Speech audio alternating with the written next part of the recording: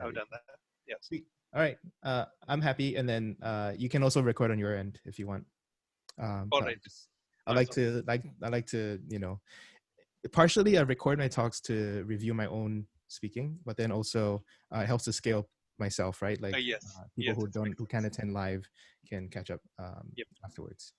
But yeah, thanks for having me and thanks for inviting me. Honestly, I almost didn't want to say yes because the hours are a little bit weird for me because I work US hours. But then you're asking me for help to do my job, so I have to do my job. Thank you. Can't really say no. But also to be honest, like I feel like I don't really connect with enough Singapore developers, so I think that's something that I'm keen on doing as well. So yeah, thanks for having me overall. This is a 1 hour essentially like presentation / demo / talk thing. And I'm going to try and break it up, and I'm also going to try to skim over some parts. I'm going to assume that everyone like roughly knows the benefits of serverless and like has some idea of how to get up and running with serverless and stuff like that. These are things that you can easily look up. So my goal today is just to like give the general idea of like why AWS is working on yet another serverless solution for people when so many already exist, and give you some inkling of like what are the problems this solves, so that you can basically evaluate it against other serverless solutions. Sorry, other serverless solutions that may exist out there. Yeah, so I'm going to share my screen and then we can get started. And I'm going to pause along the way. I'm going to try to like ask for questions because it's a long presentation. Sometimes if I put all the questions at the end, it might take, you might forget the questions that you have. But since it's a Zoom call, just feel free to like post stuff in the chat as you go along, and then I can pause and answer questions along the side. Cool. So I'm gonna get started. And so this is basically an intro to Amplify and AppSync. And instead of going through a bunch of slides, I have a bunch of slides prepared. What I'm going to do instead is I'm actually going to just jump right into code. Here I have a typical Create React app. For people who are developers who are familiar with front end, you should be quite familiar with Create React app, as well as and I've basically set up only one component, and that's this little chat demo component down here. It's got some interfaces that I've implemented, as well as some state, and this is how it looks on the localhost side of things. So here I can type in my name, and then I sign in, and then I can do some chat, right? And so I think the bridge, the mental model for developers is that we start off being very easily able to do stuff like this, the evolution of front-end frameworks. And Amplify is very targeted at people who can do this very easily. And now you want to add a backend, right? Like npm install backend or something like that. And that's the vision of Amplify. The idea that you don't have to go to Cloud University for 9 months before you are actually able to stand up all the services that you need. And so that's the rough idea. And then over the course of this talk, I'm going to progressively develop this into something that's we can actually use to chat. So that's the idea, and hopefully I can figure out PowerPoint enough to keep going. So this is an introduction to AWS Amplify, and the first thing I want to differentiate for people is the difference between Amplify and the Amplify framework. It's a very small difference. Don't worry about it.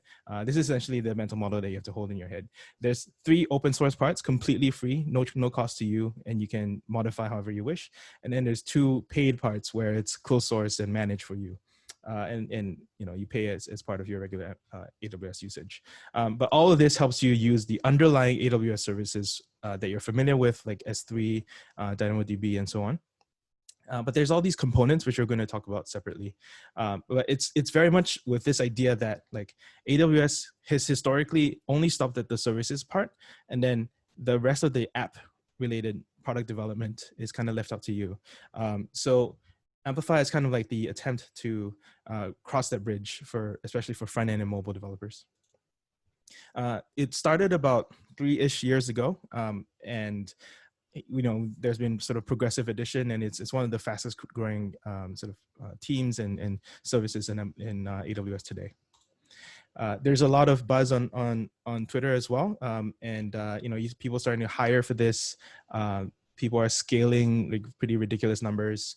And there are a lot of demos and sort of group services and sort of communities and a growing community that I think it makes it easier to adopt a technology. So definitely look out for AWS Amplify on Twitter. So the first thing is we're going to actually talk about the CLI component, and there are sort of 4 or 5 major parts of Amplify that we're going to talk about. So the CLI, basically there's, it basically tries to give you convention over configuration. It works in multiple different environments. You can dev, prod, staging, whatever. It helps you do local testing, so Amplify mock, for example, as well as code gen. So Amplify code gen helps you generate models from GraphQL schemas. So we're going to go through basically all of that today. Serverless is a part of it. It's very much a bet on the serverless future of AWS, and it all starts with the CLI. So to install, you basically, it's a 2-step process. You install it on your computer. We use the npm toolchain. The CLI is written in Node.js. And then you run Amplify configure to hook up all the credentials that you may need. If you already have the AWS CLI, this will reuse some of the same configurations. And then for usage, there are a few standardized commands that are sort of well known. And the grammar of this is very well thought through. So like init, add, push, it should be intuitive as much as possible, with the one exception of configure. Configure is very badly named because this is just setup. So I'm sort of trying to change that as well. So with these commands, it does a lot under the hood for you. Like what's really impressive is that you're no longer wrestling with like a very wide and confusing array of sort of AWS console things that you sort of click ops trying to configure.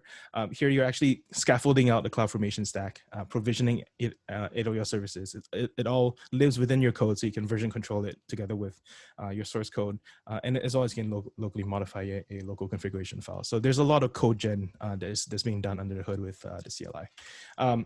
So before we go too far, I wanted to also step through with a practical demo of this, right? Because that's what we like to see. My mouse has disappeared. Hang on. I think I have to exit this. Okay, yeah. So I'm gonna kill this and basically just show you, right? Like show don't tell. So essentially, hopefully this is big enough for everyone. Okay, so I have this demo project, and I have my Amplify CLI installed, right? I'm running version 4.2 something, 4.26. I think the latest is like 4.28, but it doesn't change that much. I also have it because I do a lot of this. Amplify is a lot to type, so I have an alias somewhere. I just want to show you these are the pro tips. So I just have A for Amplify Console, AC, Amplify Console, AS for Amplify Status. These are like very common commands. So I recommend setting up bash aliases if you're going to work with this a lot. So Amplify init, right? And that sets up a new project from scratch, right? So I'm going to serverless SG app, something like that. And I'm just going to hit defaults because it already detects all the settings, including that I'm using a React project.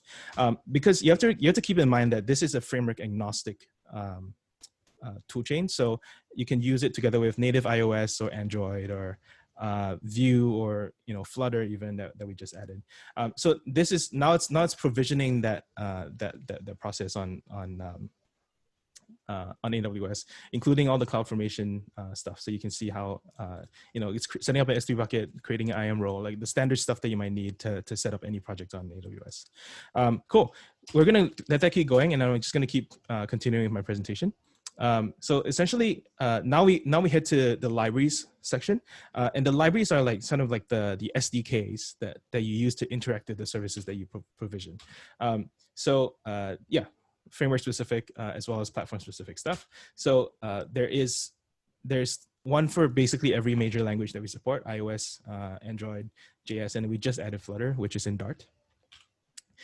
So for JS, for example, you can npm install AWS-Amplify. I only know JS, so I'm gonna keep saying JS, but just assume there is Swift and Java and Dart versions of all these things that are just native to that ecosystem.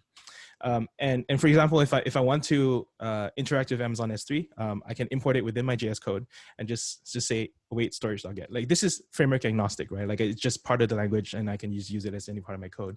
Recently, I actually just put up this Dropbox clone where you can use this API very easily, and it's just storage.get, storage.put, storage.list.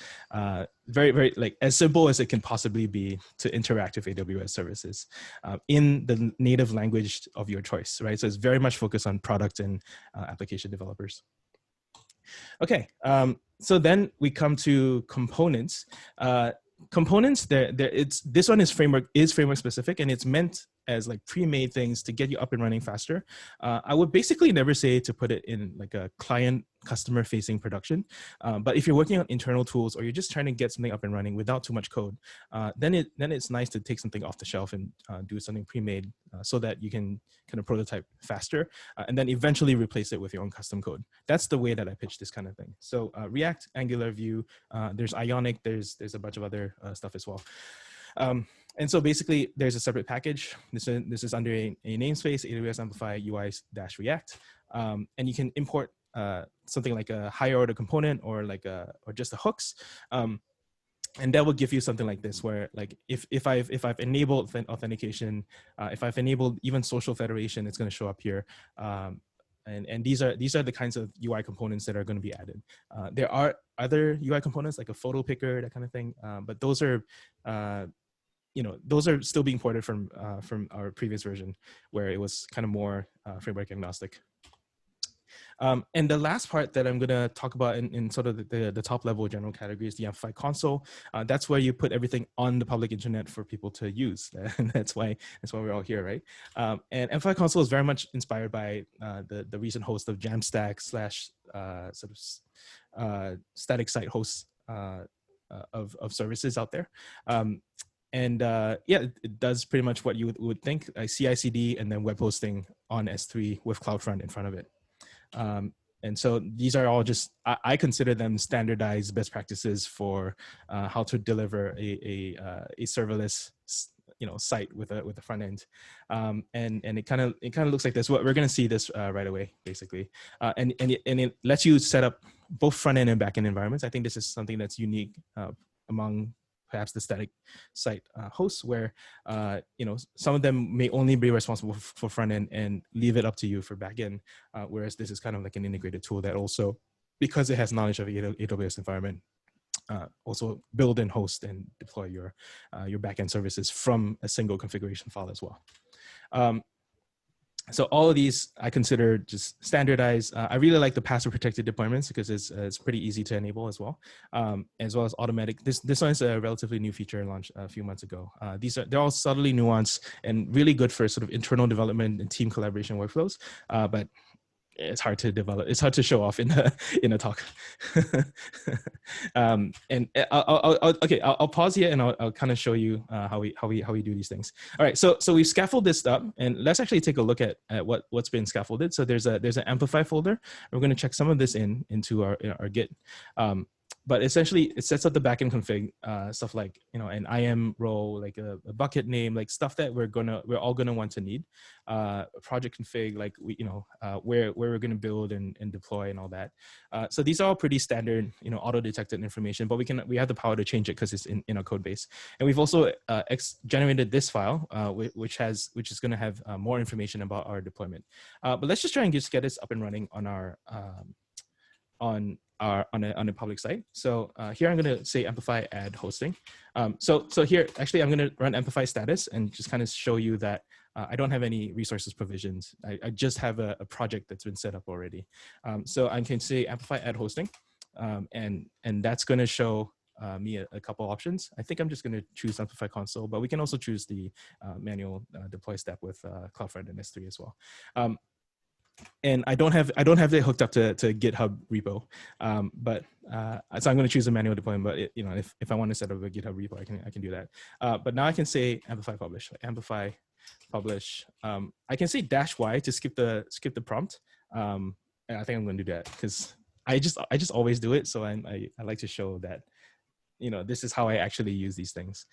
So remember, all we've done is amplify init, amplify add hosting, and amplify publish. So now it's actually provisioning the buckets, the CloudFront resources, and all that to deploy this out to the public internet. And it's basically going to come back to me with the URL to share with you. And so I'm gonna that's my pause, for showing the work, basically because this takes a while. So I'm a little bit cheating. I'm gonna pause here in case anyone has questions.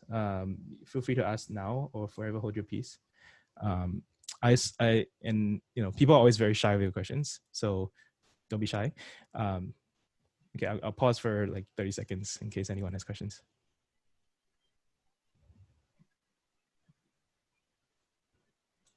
All right. I guess, should I keep going? Okay. Usually you don't really have an aha moment until the end. So I kind of have to keep going to continue. Okay. So the next part is categories. These are like a second layer concept. So we have the top level, like these are the big chunks of AWS Amplify. And then we have the categories, which are kind of like the terminology that Amplify uses to interact with the rest of AWS. So here we have all the capabilities like analytics, predictions, AR/VR, auth, data store. We present this with equal weight, but honestly, most people use auth, most people use data, most people use storage, not that many people use AR and VR. So I don't like presenting them like this, but I also don't know how to like sort of weight them, right? I'm just trying to be honest and realistic with you that most people use auth. So let's talk about some of this. So for example, to provision a serverless API, you can provision a REST or GraphQL API. Amplify is definitely keen on promoting GraphQL as like a best practice, but then you can also use it with REST. I think there's some misconception out there that you can only use GraphQL with Amplify, and that's not true. So for example, if I set it up with REST, I can use one command to set up API gateway and AWS Lambda, and it's Amplify add API, and it just sets up all of this. If I want to hook in auth, I can also say like this is this Lambda requires authentication, and it spins up the necessary resources for you. So very, very powerful single command for working with that. If I want persistence as well, I can also spin that up with DynamoDB. I don't think I'm going to cover this exact demo here, but I've done a similar talk to this talk where I actually gone through and created a to-do list from scratch together with all this, and it's all serverless. So just look out for my React to-dos demo. I think it's here. So React to do MVC, and this is all persisted on DynamoDB and has authentication and all that. And yeah, check that out if you're interested in that kind of thing. There's so much to cover, so I'm trying to not go too much into detail and then lose track of time. It supports everything that Lambda supports, so Node.js, Go, .NET, Java, whatever. And you can use Lambda layers to support other runtimes as well, like Dino and what have you, whatever sexy runtime that people want to use. GraphQL is the other form of API category. And here we definitely use it, GraphQL and AWS AppSync, as a GraphQL gateway. So it kind of like compare this to API gateway as a layer in front of all the other services that you might possibly want. So here again, AppSync is kind of that layer in front of Lambda, but then we also expose DynamoDB, Aurora, Elasticsearch. We'll go into more detail about this later on, but that's the rough idea. And there's a lot of power as to why you might want to use GraphQL. So we can talk about that a little bit more. Authentication is another category. Obviously, that's the very popular one because it's a requirement for a lot of other services. And a lot of people have said that Amplify Auth is actually the best way to set up Cognito.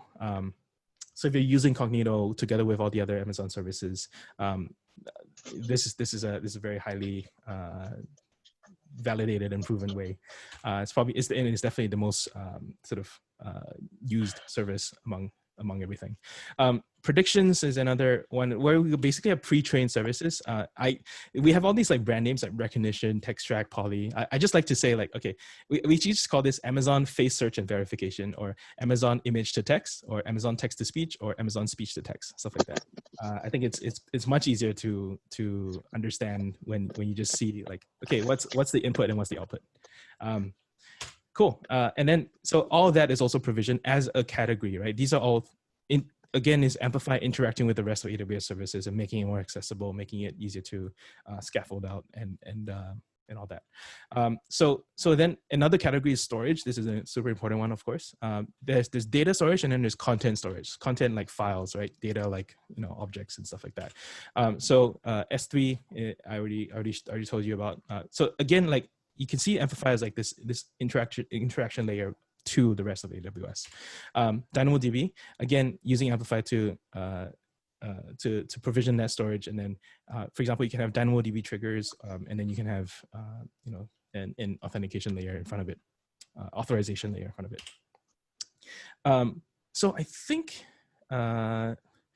let me pause here and let me go back to here, because I think it's already done. So we have provisioned this, and I just want to show you how it looks like in the console. So this is exactly the same demo as we saw earlier, except that it's hosted on the public internet, right? So because we're in a Zoom chat, I can just drop this in the chat, and then everyone can play with this in your home computer. It's not really linked up to anything yet, so you can only chat with yourself. So it's not a very useful app.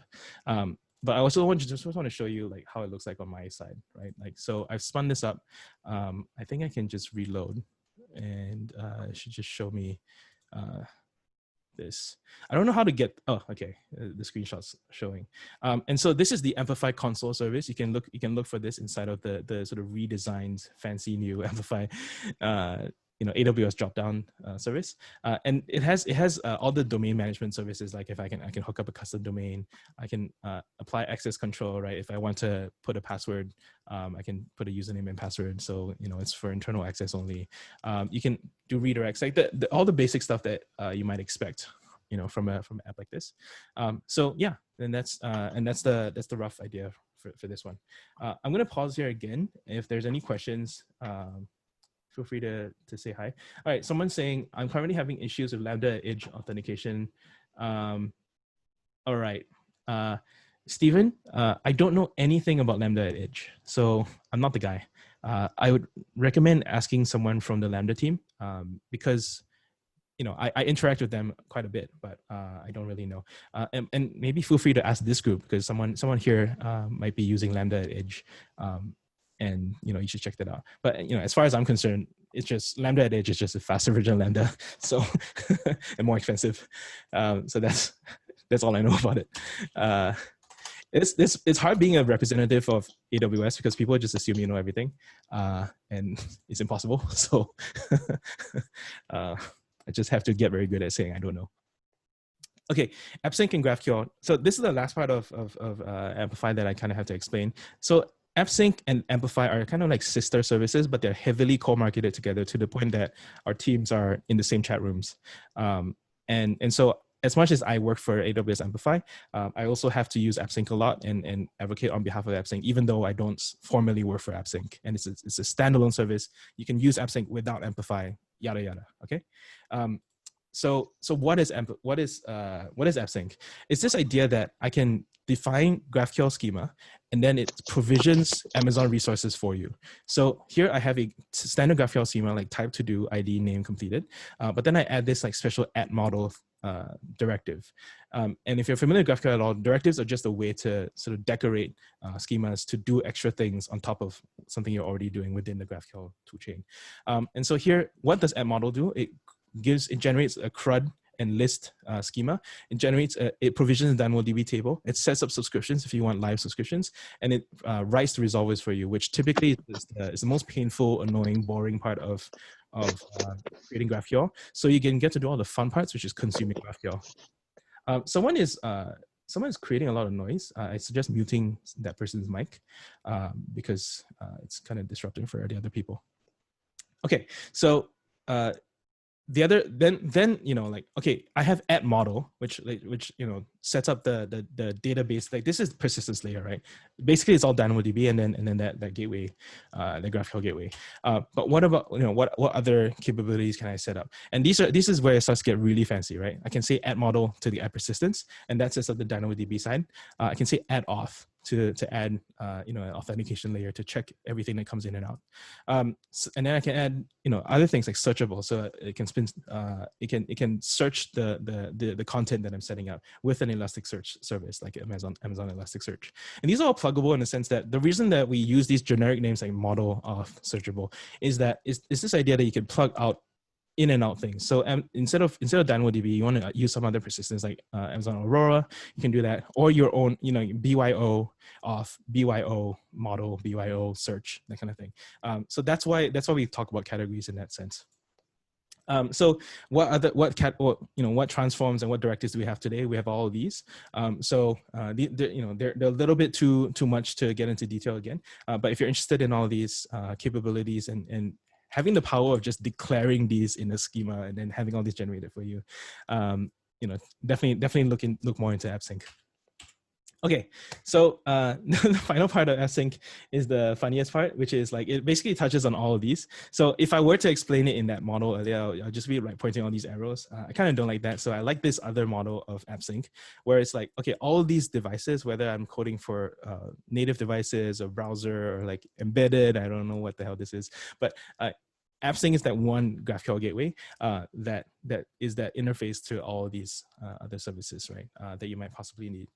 The other nuanced value proposition of AppSync that I really want people to understand is this idea that it sets up real-time GraphQL subscriptions for you. So I think one of the pain points of doing serverless is that sockets are hard. I don't know if you like messed with setting up WebSockets and all that and try to keep it serverless. AppSync just does it all for you and keeps the best practices and makes it very easily scalable.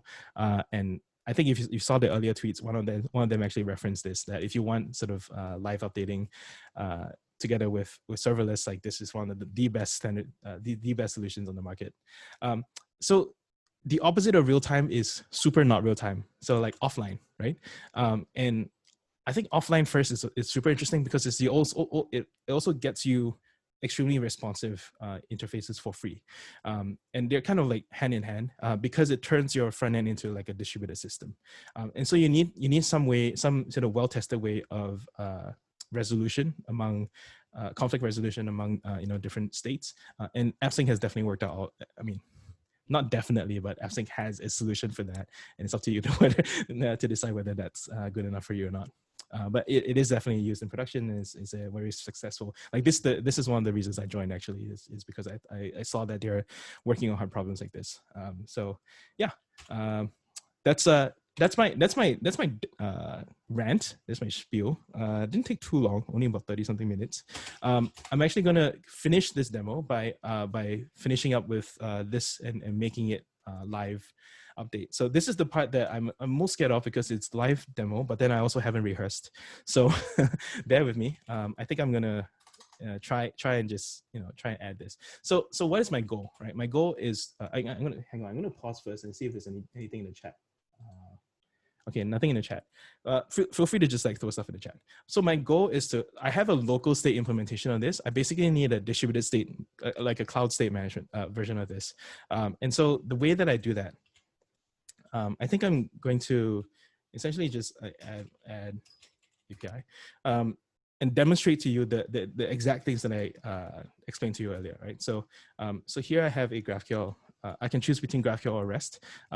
For most people who do serverless, you're very familiar with REST, but here I'm going to choose the new AppSync GraphQL gateway, mainly because it shows off that subscription and offline sync capabilities that I'm so excited about. I'm going to choose all the defaults for this. You can configure all this, and I can tell you more detail about them. Obviously, as with anything in AWS, there's a lot of nuance and all that. So that's yeah, so here's where I'm going to actually configure the conflict detection, and that actually turns on different modes of conflict resolution. And this is what I have to do in order to set up Amplify Data Store, which is which is the tool that we're going to use. So I don't need a GraphQL schema. I'm going to set up the GraphQL schema here. And it's going to scaffold some code for me, and then open it up in the schema. So it's going to open up here in my IDE. I think. Oh, I said no. Oh, oops. I think I just opened it up here. So it sets up a standard like to-do list description. But here I'm actually going to set up my own custom model. I'm going to cheat and just copy and paste from my docs here. Here's React demos.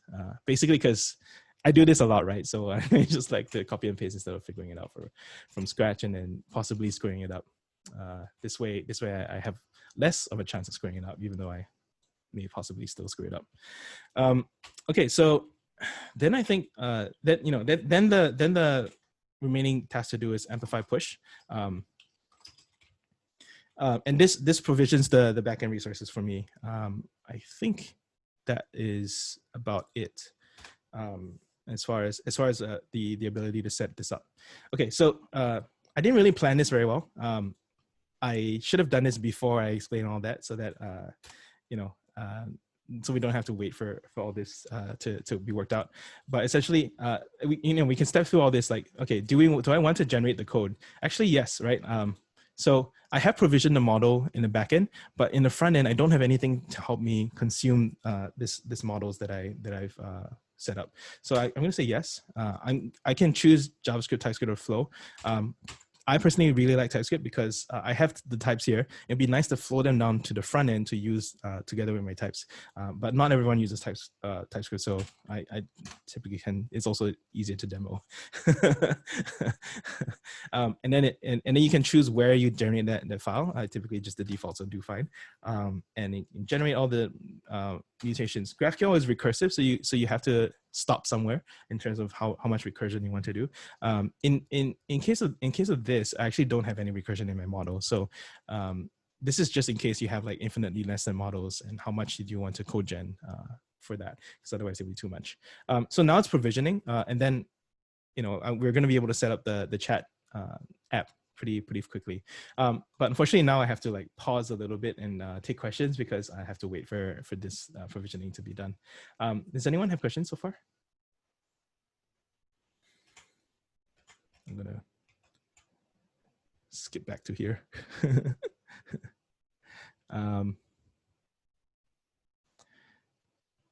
Harpreet, do you have any questions?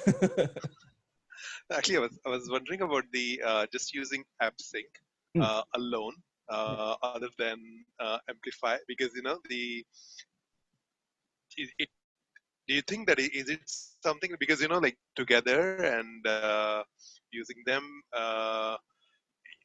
they make sense in a full package, but what I feel is that like just as a GraphQL in itself, because just for a standard web application where we just the main pain point is synchronizing data, right? So at the moment we do it through REST.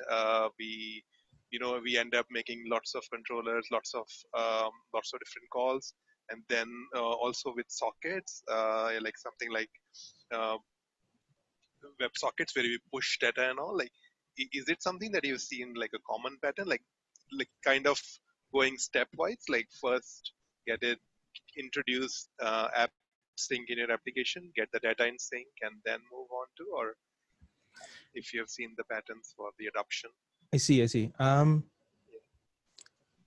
Yes, I would say that's true in the sense that like first you switch over your gateway from a typical API gateway to AppSync, and then you can adopt all these incrementally on top of it, and pretty much like this is essentially like a better, I hate to say it, but I genuinely think so. I think it's a better abstraction on which you can build all these other things very easily instead of it being very hard, right? Like all this would require a lot of extra code.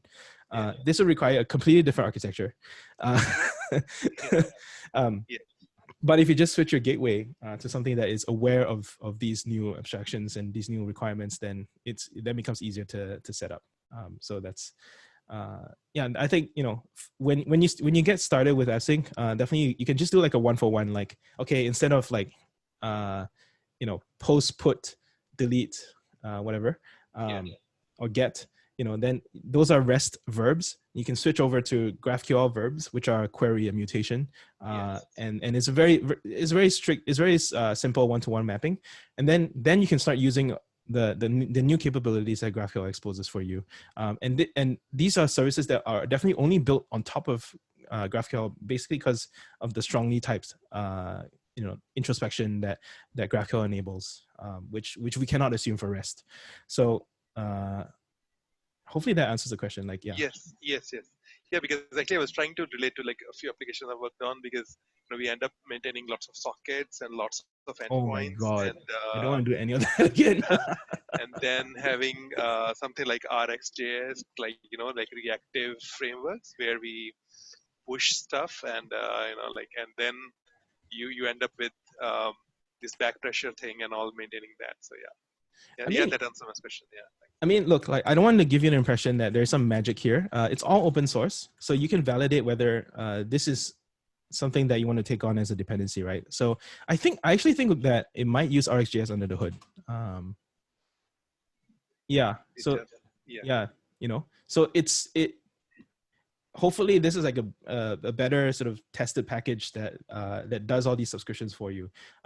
But yeah, I mean, it's exactly the same, kind of tooling that you would need. It's just that, it's built by the service that with the understanding of the backend. So yeah, it's all completely open source, and that's partially what I like to do about it. Like, you can open issues. Like, I think this is a very different type of AWS than most people are used to. Yes. Like, yes, exactly. They host discussions on GitHub. They do live chat on Discord. These are things that normal AWS services don't offer, which I'm pretty excited about. Yes. Yeah. And so actually, I'm not compared to the front end side. I've been more following AWS SAM, which is also in the same spirit, like where it's also open source and it's everything is on the GitHub and all, like, because I'm slightly more oriented towards the backend part. So yeah, so that's why I think these all new services that are coming up, they are in that spirit. Like, it's not just like a one way, something AWS is giving as a solution, but really open source to the code, and where people can contribute. And it's tricky because, like, then people are like, oh, are you asking me to do free work for you? I'm like, no, it's more open than it used to be. That's all. Steven in the chat says, can you explain the SAM templates in more detail? I don't use any SAM templates in my talk or demo. Amplify has nothing to do with SAM. It just generates CloudFormation. So if you're interested in SAM or CDK, you can. So I think Harpreet, you were asking about, like, can I use AppSync without Amplify? And the answer is yes. And I think my boss actually AppSync sync CDK. There's a bunch of content you can read about how to set this up without using Amplify at all. And SAM, I think there are some SAM templates that are out there as well. Yeah, they're all available. I'm not sure, Stephen, if you want more specific, you have to ask more specific questions. Otherwise, I don't know what exactly you want in your question. And then Angra says, what if you need to do complex and custom authorization logic instead of the ones supported by the add-off directive? I think add-off actually supports quite complex logic. So GraphQL. Like, basically all you need to do is, like, send it out to a Lambda function, and you can do whatever custom logic you want inside of it, right? Transform off some logic, something like that. Man, I just love that there's always something available for me. Let's see, custom. There we go.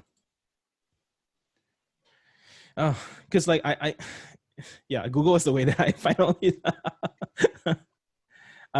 So here you can so I think in AppSync, this is one of the I would say this is one of the pain points in AppSync right now, is that you have to use a special language called VTL, Velocity Template Language, to do all this custom logic.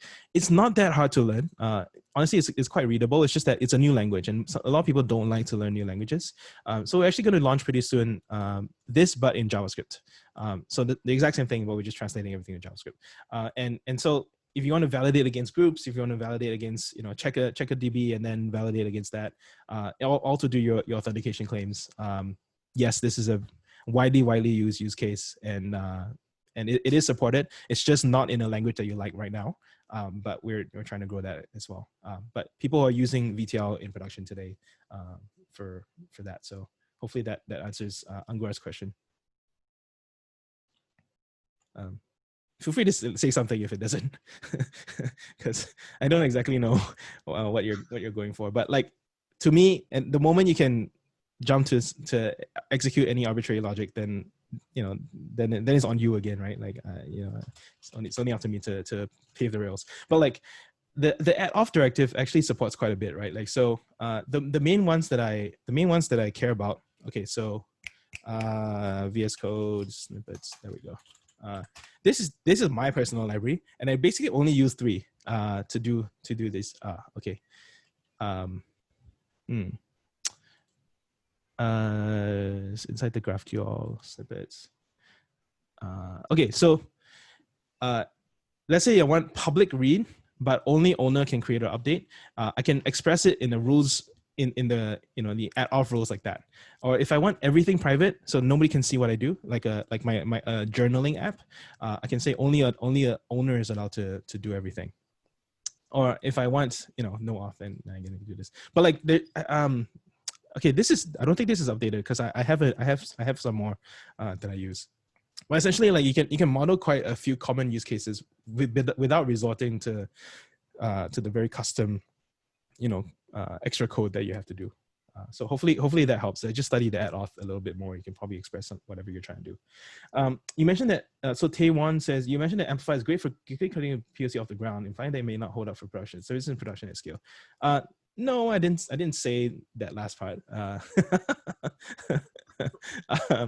But you may have to customize more. You may have to eject from Amplify and just use the underlying services that you scaffold out. Definitely a lot of that Amplify was originally built for people who are not that familiar with AWS, to get up and running with AWS faster. But then we also found like a second, much larger group of consumers who basically are already AWS experts and experts. And it's just that Amplify is a faster way to scaffold all these tools, right? You don't want to do all this boilerplate. So yeah, what are the customers that I can talk about? I think they're typically quoted here. Customers. Yeah, these are like the approved ones, because there's some that I cannot talk about. So I'm sorry to say, but yeah, these are these guys gonna use it at scale. These ones are very, very interesting. Orange Theory. So they're a gym. They were a gym, and then COVID happened, and then they had to pivot to become a video fitness company overnight. So I think they like scaled within like a month to like 2 million users. So 1 million. 1 million members, but like, all on their mobile app, all streaming live video, all set up with AppSync and Amplify. You know what I mean? Like, I don't know what scale you're looking for, but like these are real startups with real case studies that we were proud enough to ask them nicely for quotes and like approval to put their logos on our page and all that jazz. But Branch has used us for a very long time. And yeah, okay. So Taewon, if you're interested in this Orange Theory, so Amplify Days Orange Theory. They did a very, very good story about their scaling story. So it's definitely not like just POC, you know what I mean? Is it this one? No. I'm looking for a lot of orange. That's when you know you're like... Okay, these guys. Basically, just scrub through here. This was like 3 hours of talks, because it was like a 2-day conference that we did. But inside of here, this is the CTO talking about how they scaled their app and like delivered a very high quality experience, to over 1 million users. And it was just very impressive. Like, I was like, I don't think I could do that. and it's the same tool chain, that I'm showing you today. So it's very exciting, especially like, I think a lot of serverless looks like that, like easy to get up and running. And then you're like, but that's a scale. And then you find that there are a lot of people already using it at scale. And then you're like, oh, okay, I'm happy now. So that's as far as I care about. We've already sort of provisioned this. So I'm going to jump back into my demo with the time that I have left. And I'm actually going to, what's the best way to show you? Yes. Yeah, T1, I know. Okay, so the best way to, okay, I have two minds to show you right now. I want to show you more of AppSync console, and I also want to show you the code gen and to get my demo up and running. So I'm not really sure which one to do. I think I'm just going to quickly show you the AppSync console because I think that's very important for understanding that when you use Amplify, you're just scaffolding out these underlying AWS services. And then if you want, you can just use them and never touch Amplify again. You know what I mean? Like it's one of those, like, use it as much as it's helpful for you, and then don't use it if you don't want to. I think one thing I can do here is that if I update, if I refresh this, I think it's going to show up with the resources that I have provisioned. Here, API. Yeah, so it's got this, and we can view in AppSync. So again, this is a separate sister service to Amplify inside of the console, but they're very, very closely co-marketed because the tool chains are tied together. And so here we have the schema. I think we already defined the schema earlier, right? I have a user and I have a message, and it's generated all these SDL things where I can actually use it. So for example, let me create a user like this, where I can like. Well, if I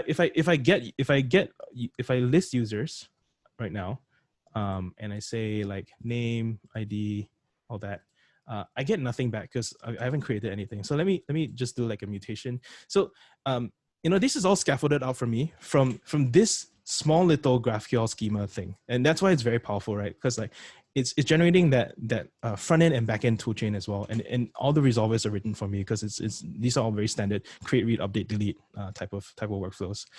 So let me see how do I do my mutation. Let me create a user, and then let me say create a user with an input of name, serverless SG.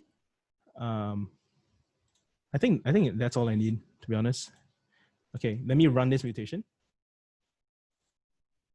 So it's going to create that user, and now when I list my user, it's going to show name, ID. I can actually show other things as well. Let me just show everything here. I think if I do this,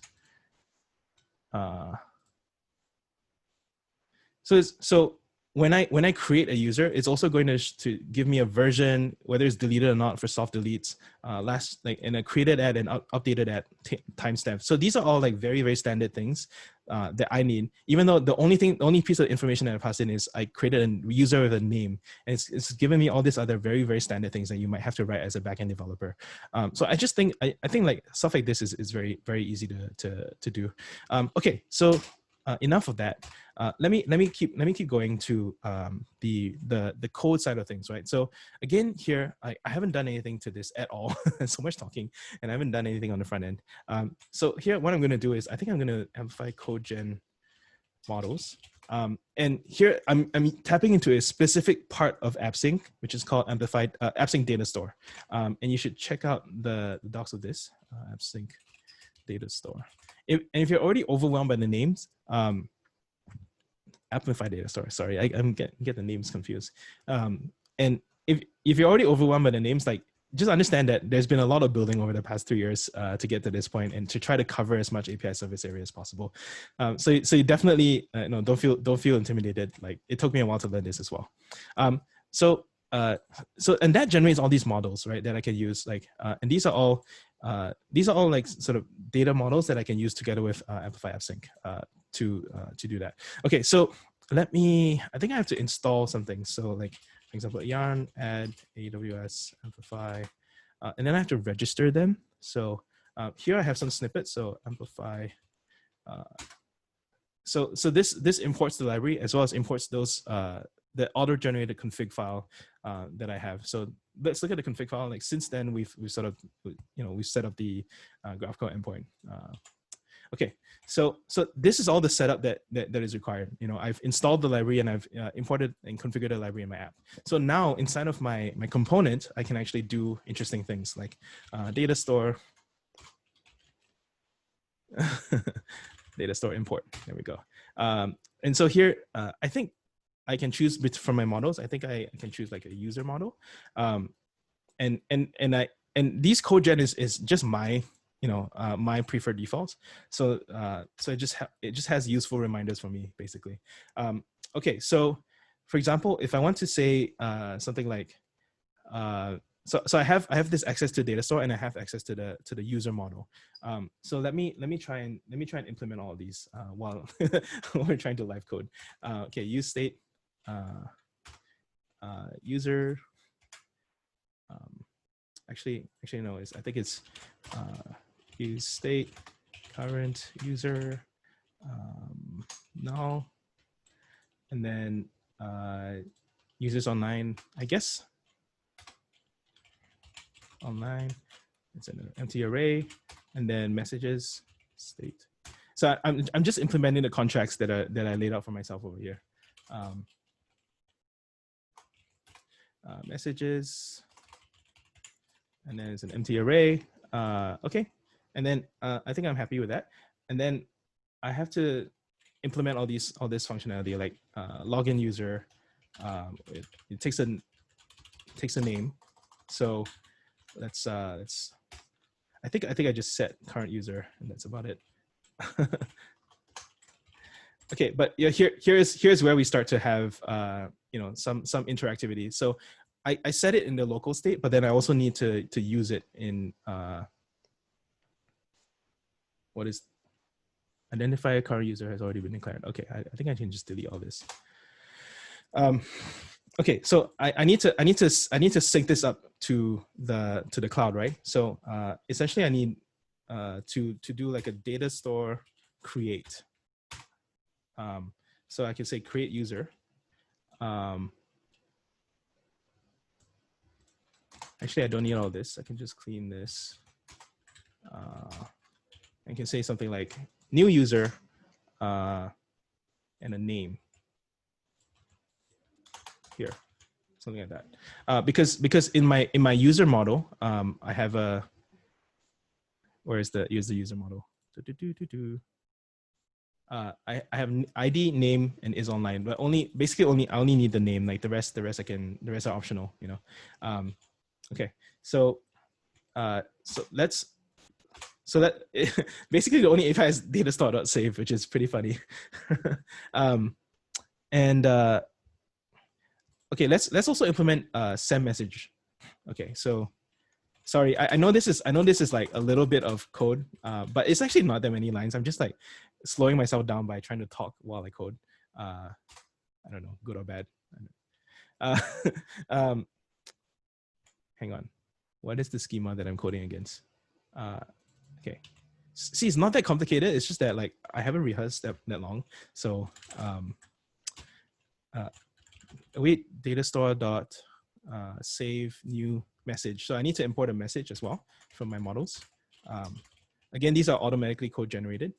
So new message, and then instead of text, I call it text and user as well. All right, user, current user, and then text.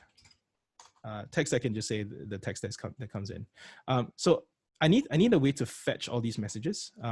So I think what I am doing over here is that I need like React. I think it's like data store read, which creates a use effect, fetch users, and that queries all the users, set users. Okay, so that's the subscription. That sets up the subscription to my live subscription to all the users that are online. And then I need another one to set up a live subscription to all the messages that are coming up, right? Data store read message. Okay, look at all this the scaffolding that I'm doing. Pretty cool, right? set messages. Oh, yeah, okay. I think I'm pretty happy with all this. Okay, and then, so these are the subscriptions that I set up. All these are pretty fine. And basically, after I send every message, I just want to recall every message again. And then I can also implement logout user, but I don't really care about that. So let me see if this works. So I can just say, I can just start running my program. And then essentially what I'm going to try and do is try to have two separate versions of this. And then if it works, I'm just going to push it up live, and then we can start chatting with each other in the app that we just built. Unfortunately, this is the slow part of of the React toolchain. Pretty slow to get up and running. Nothing I can do about it really. It's just Webpack is chewing through all the dependencies that are in there. Okay, so let's just say like user A, user B, chat, that syncs up over here, and then I chat. Is it big enough for you guys? I don't know if it's a. Yeah. Okay. So yeah, you can see that live sync going on over there. Let me simulate going offline. So offline is this idea that if you have a single abstraction that is aware of all these things, then you don't have to code any of it yourself. So how do you go offline now? Offline. Okay. All right. So while I'm offline, I can still edit, right, my models, but I don't get any of it here. And here, while I'm still online, I can still chat, right? And none of it goes in because it's obviously offline, right? And then if I turn it online, watch what happens. This starts syncing out over there, and I still start receiving from user B, and this starts syncing out over there as well. So that's the interesting idea, that you get offline first for free, you get syncing, and you get live subscriptions for free, and this is all serverless. So yeah, and now I think the last part for me to do is to just push this up. So I think it's an Amplify push. Yes. Actually, I think I need to Amplify publish as well. Oh no, I pressed the wrong command. All right, I'm pushing up the services, but there's nothing changed, so it's not going to do anything. Amplify publish is the command that pushes it up to the live internet. There's two different commands so that you don't accidentally ship something. Then the hope is that we can actually live chat using the app that I just made. But yeah, hopefully that's a demonstration of like how easy to get up and running with AppSync. Together, the full integrated toolchain of CLI plus libraries plus code gen. We didn't use any pre-made UI components today, but if I were to add authentication to this, which I should, then I might want to use pre-made UI components, or I might want to make my own. Yeah. Any questions?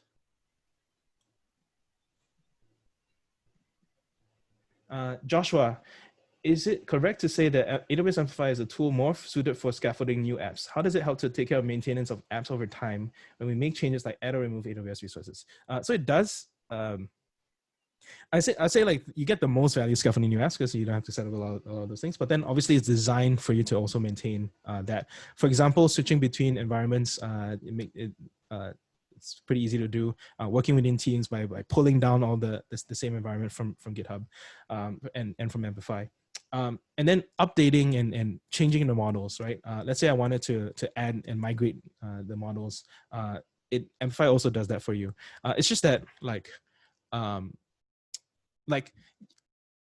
some people may wish more control than Amplify gives you. Like in order to achieve a lot of this ease of use, we have to lock down a lot of degrees of freedom, right? And so some people run into issues like, oh, Amplify doesn't let me do this, or Amplify doesn't let me do that. Then yeah, fine, go ahead and eject to the underlying services, and I think that's totally fine. That's where to me that's a plus. Whereas you might say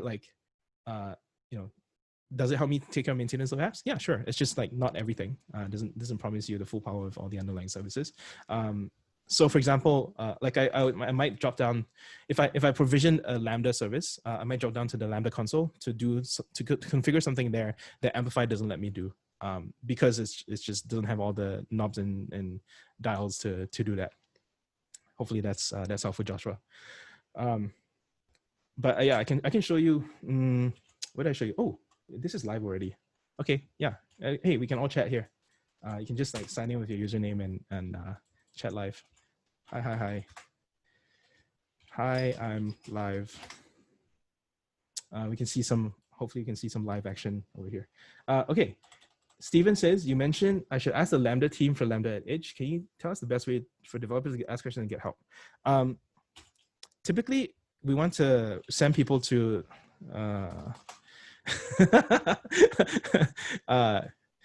my guy is Chris Munns, who is like the principal developer advocate for I just yell at him basically.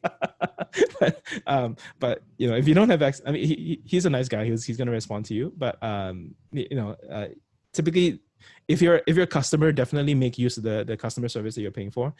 Level 1, level 2. I don't know what levels they are. But also, you know, we try to send people to like channels like Discord or GitHub, stuff like that. To be honest, like I don't really know where the Lambda at Edge team hangs out. So Edge team community. I don't know. Yeah, I don't. To be honest, I would just ask Chris Munns. So hopefully that would help, Stephen.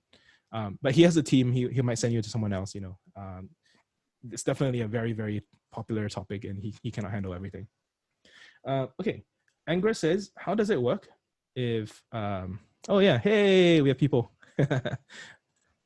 Hey, great. Yeah, so you know, that's a live socketed serverless application for you. Angra says, how does it work if you have multiple developers working on the same project? So you have Amplify push pull. Okay, so let me show you all the commands, right? So I didn't really show you all the commands. I think if I just do this, it will tell you. Okay. So here are all the commands. So it's init, configure, push, pull, publish, serve. So we did init. Configure is when you install. Push is for just the backend services. Publish is for backend plus front end. Pull is where you pull down upstream definitions. So for example, let's say I set this up and now my coworker wants to use it, right? So what I would do is I'll type Amplify console, right? And that opens up the console for this project that I'm working on. Or if you're on the same team, or you know, we're in the same app, you should be able to see this as well. And then you can see down in here that let's say my coworker can go here and just run this command, Amplify pull together with the app ID and the environment dev enabled. If their account has the permission to see this app, then they will be able to pull it down. So that's the rough idea. So if I paste it here, you won't have the permission because you know this is on my own account. But it's, you know, if it's like a team or org, it should be fine. Yeah. Honestly, that's as much as I know. I also know that, you know, it's best practice to develop in a different environment. So here we have here we're working in the dev environment. So we might want to set up like a staging and a production environment, and try to, you know, only make changes, you know, in one of them, so you don't affect production. So like stuff like that is pretty straightforward and pretty much same workflow as any other project that I've been on. So hopefully that helps. Okay, I think that's it. I'm surprised that I got it done within an hour-ish. Right. Yeah. So, yeah, Harpreet, what do you think? Yeah, really good. Thank you so much. And I think we have had a good Q&A as well. So I don't know if you guys have any other questions you wanna chip in, or you can also contact Sean like on Twitter or some. You know, there are some different contact information. Yeah. Let's do some call to actions. Yes. Stephen asks, is it possible to force delete non-empty buckets? I assume that SE means S3. Buckets in the CloudFormation template.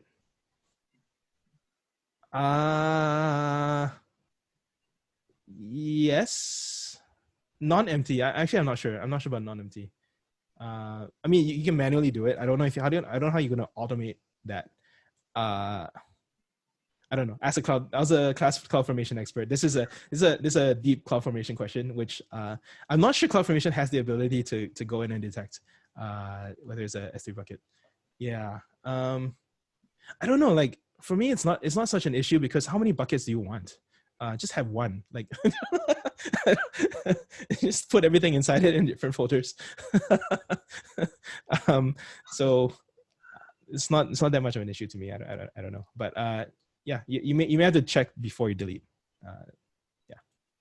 And don't create that many, and always make sure that you lock it down, because people always exploit the empty bucket, the publicly available buckets that are out there.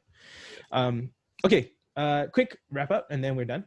So there's a large community. So I recommend people to try try the docs. So let me just send everyone here. I want to make it super easy. Just click that, please. And also join on Discord. That's where we hang out and chat. We do live streams every other week. We do occasional community chats, and our engineers even hang out there. You can ask them about stuff. And people also have jobs and all that over here as well. Twitter, follow the Twitter account, as well as if you're interested in more, like all the reInvent, every single year since launch, there has been really good reInvent content. Amazon reInvent is AWS reInvent is like the annual developer conference of AWS. And like there's really good content every year on how to use Amplify and like the new stuff that's being launched. And so I would say definitely start there if you're interested in all this stuff. People have also created really good content as well, third party. There's courses, this cheat sheet I like a lot.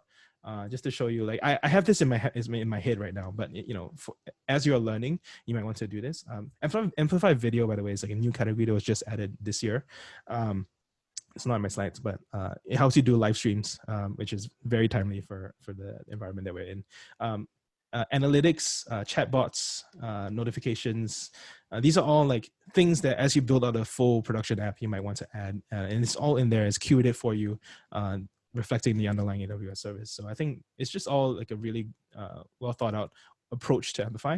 It's not the only one, but it's definitely more first party than some of the other approaches they might be used to.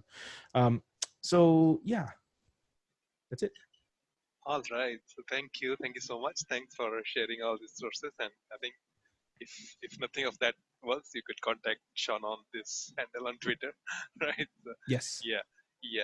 So yeah, thanks again, Sean. As I said, I think you're really a busy guy, and thank you for saying yes. And yeah, so talking to us here, and really interactive session.